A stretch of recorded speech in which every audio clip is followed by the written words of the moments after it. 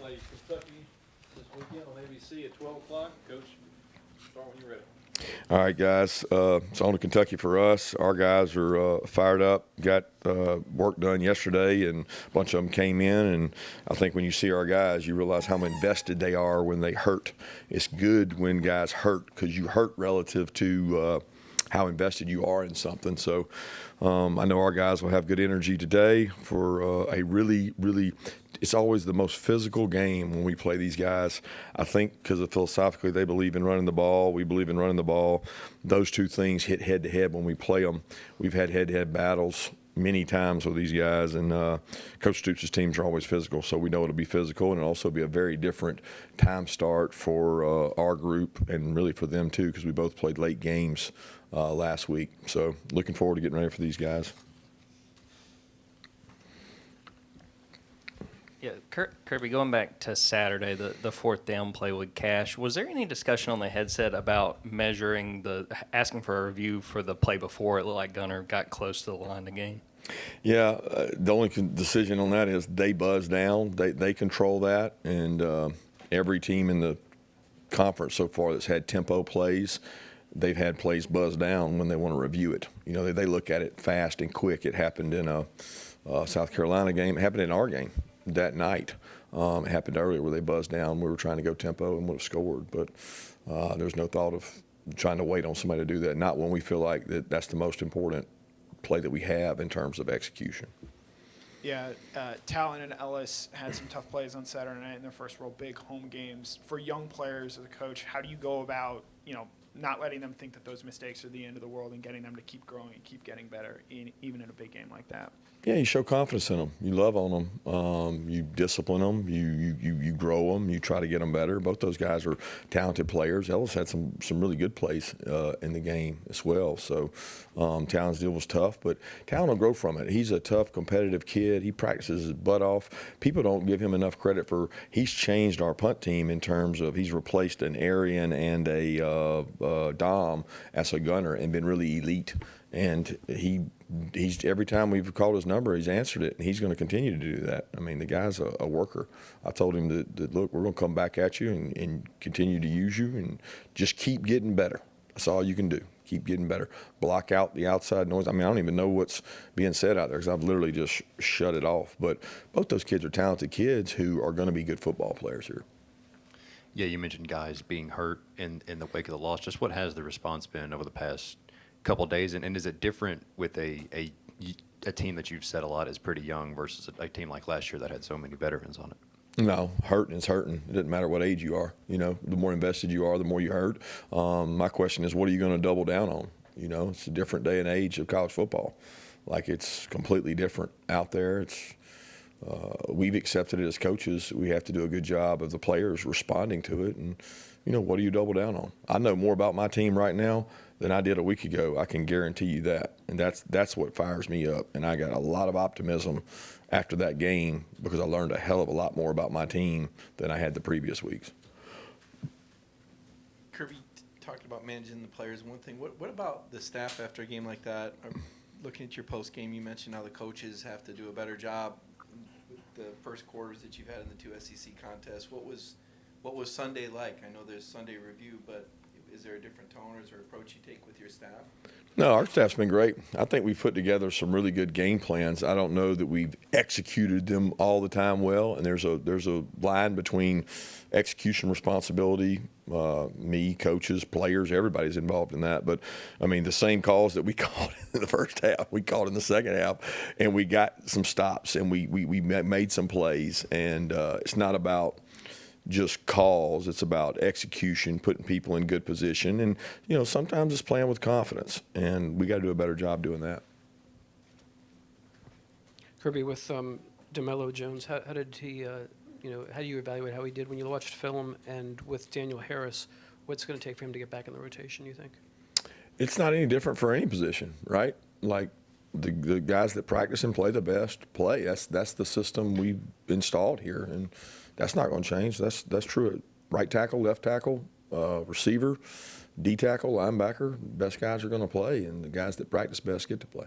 With DeMelo, what did you see from He did some good things. He, as the game went on, he got his hands on people, was able to play, had some contested, I won't call them contested catches, some contested breakups that were big in terms of gaining confidence and strength.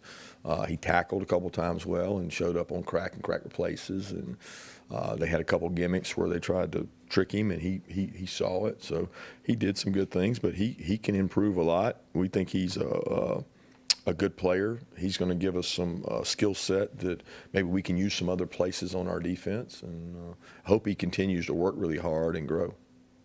Kirby, what needs to happen for the pass rush to get better, and how much of it was pass rush in the other game, and how much was just Simpson getting the ball out quickly on a lot of plays? Yeah, it was a great balance. I mean, that's the part of the game that you look back on and I go, you know what? We executed at a high level. Like, we did not have a lack of execution on third down. We had one where we checked and they checked and we checked and they checked and we didn't quite get lined up right. But it was a front issue, not a coverage issue.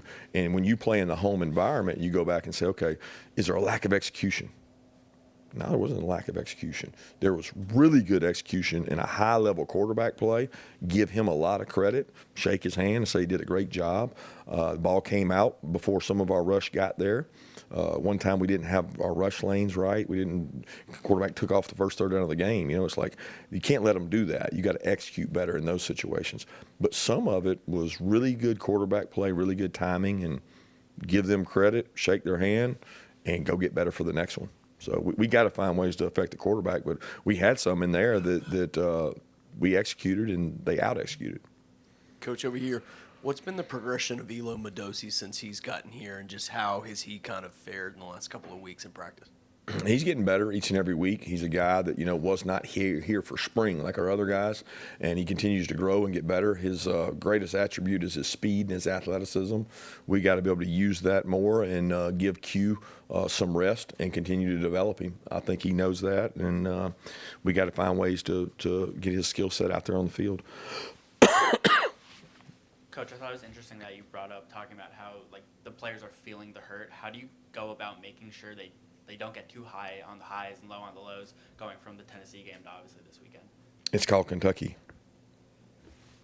Right? Like, we got to go play a really good football team. So I'm not concerned about. I'm glad that they were affected and hurt. There's a lot of college football teams right now. They got teams that the kids don't care.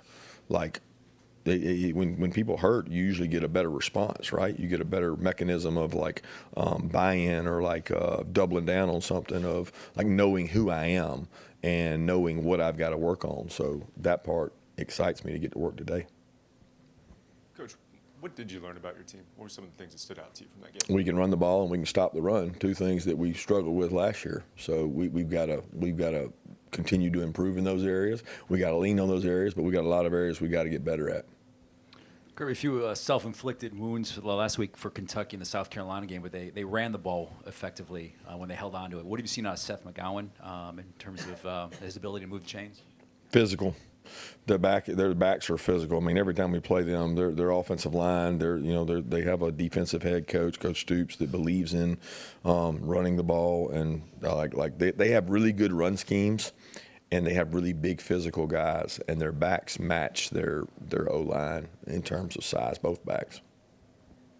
Coach, obviously the running back room seems to have a different star every week.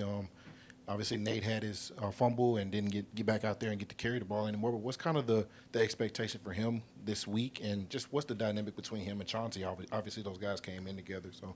Yeah, they love each other, man. Nate was the fact that Nate was cheering and happy for Chauncey shows what kind of culture we built here. He was pumped for him, and he was crushed for himself. He's upset and knows that he's got things he's got to work on. He's got to continue to improve at. Nate's not afraid of hard work. He's not afraid to go out there and get to work and improve, and we're going to continue to do that. Look, you don't get through this gauntlet of SEC games without having multiple backs and having guys ready, and I feel good about that room. Yeah, back in the spring, you talked about the importance of having continuity and consistency on your coaching staff in terms of all 10 on-field assistants coming back, and I'm wondering how important was that, and how much of a factor was that, knowing that you were going to have a young team this year and leaning on those guys who had been in this coaching staff before to sort of help shepherd this team through? I don't know. I mean, I'm glad that we got all the guys. I'm glad we have the continuity we have. I think it helps the offensive players and defensive players that returned, or maybe the ones that were here last year that didn't play, like a Q, guys that are playing a lot of reps that I call sophomores. I think that continuity really helps them. I think it helps new guys that transfer in terms of having a relationship with somebody. But we also made some really good additions. We've gotten great ideas and energy from guys that have been brought in, whether it's from the NFL ranks or college ranks, with Brumbaugh and some other guys. So I feel great about our staff. Yeah, Coach, I want to ask about Noah Thomas, just the progress you've seen him make and what you're seeing out of him in practice. Noah's been great, man. Noah's another guy that is a culture winner for us. I mean, he competes so hard. He starts on the special teams. He rolls in and plays sometimes with Colby, but at the same position as Colby. And he hasn't gotten some of the breaks that Colby has in terms of when he's in the game, but he has a lot of the same similarities.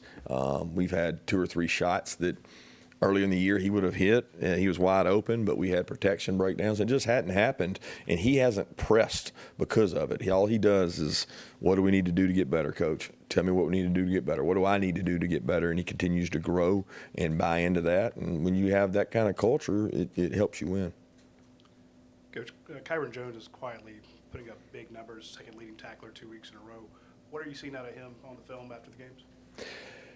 Some good and some bad. Physicality has been good. That's why he's playing. He's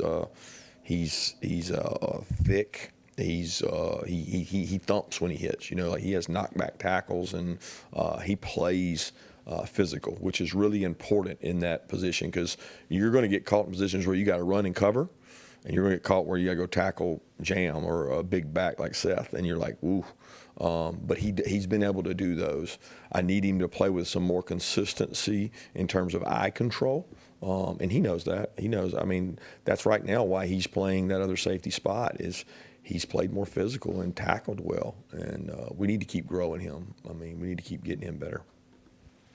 Yeah, the other night you mentioned there were some guys that were pretty vocal in the locker room at halftime. Just how much does a loss kind of further develop the leadership of a young team like this? And what do you anticipate seeing from those guys, the guys that are stepping up as leaders on the practice field this week?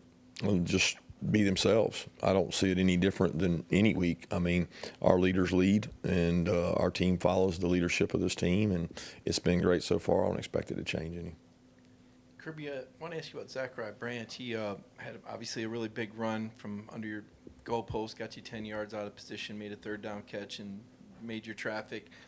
How much differently are teams playing him, and what is I think you said you drew a line between execution and play call. How do you draw a line between taking what the defense gives you and making sure that you keep getting Branch the ball even with extra attention?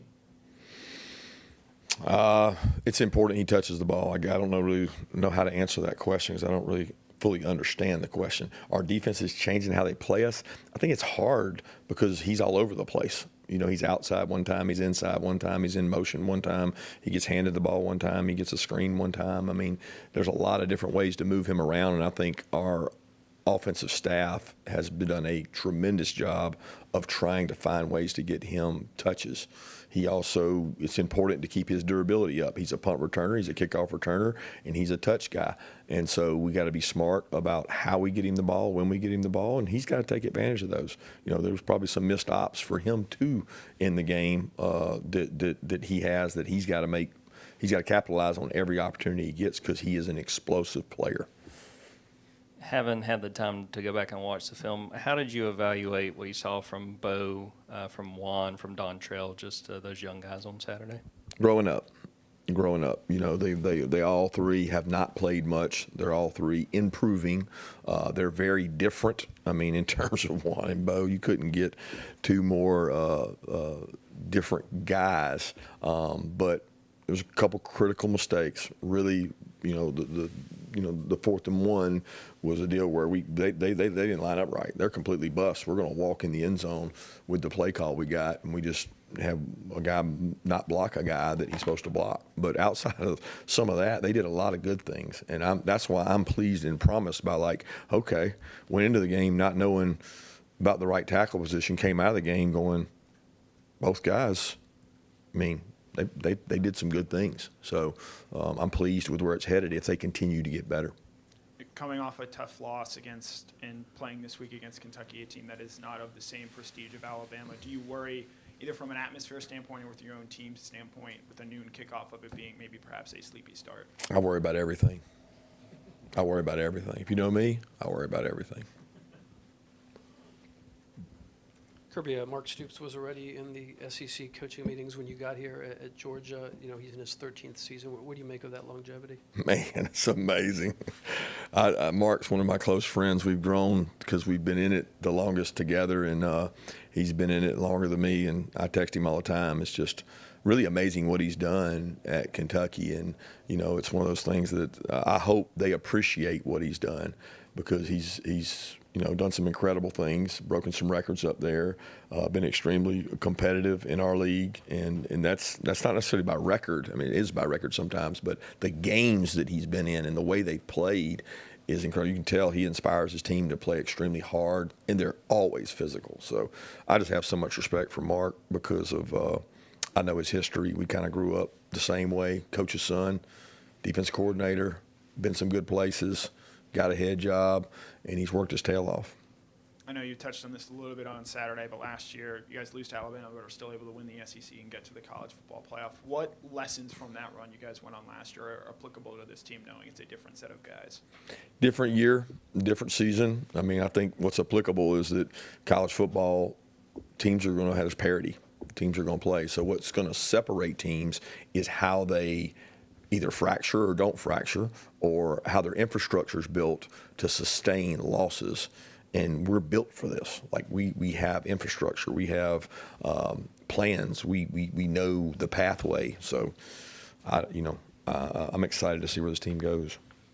Coach, obviously this week I think the time of possession was about 10 minutes difference. And you guys have talked about starting fast, especially defensively, but going 3 and out on the first series of last game, how does that impact the entire game when you get the ball early and then don't get it back for 5-10 minutes sometimes with just with the way Alabama played, but then also the way Kentucky plays just running football? Yeah, how does it impact the game? Well, it impacts the first 5 minutes of it.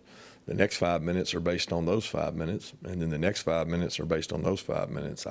Do you want to start fast? Absolutely.